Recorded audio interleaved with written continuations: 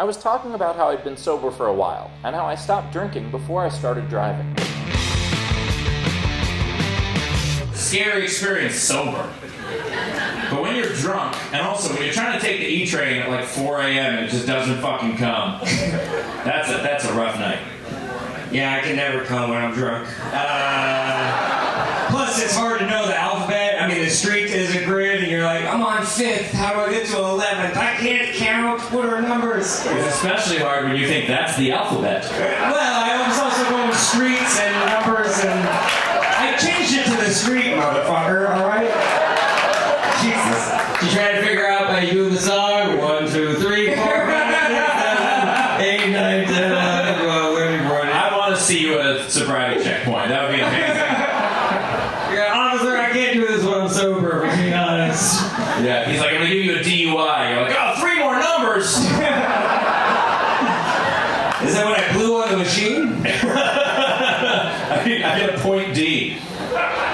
And a bonus from the Q&A. If you're stuck in a room and you had to fight a grizzly bear, you have unlimited lives. Do you think eventually you figure out a strategy where you could beat the grizzly bear? Ooh, that's a great question. Okay, his question is, you're stuck in a room and you have to fight a grizzly bear and you have unlimited lives. Could you find a strategy to defeat the grizzly bear? Yes. Tire him out.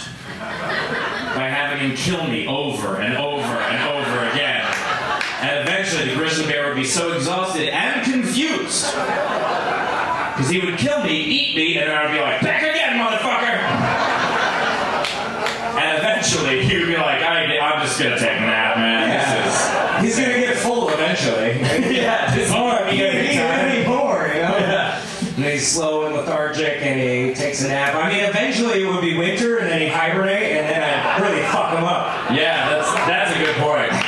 Also, by the way, of all places I am strongest is in a room. You put me outdoors during the day, I'll lose, regardless of if there's a grizzly bear. But in a room, I have an advantage.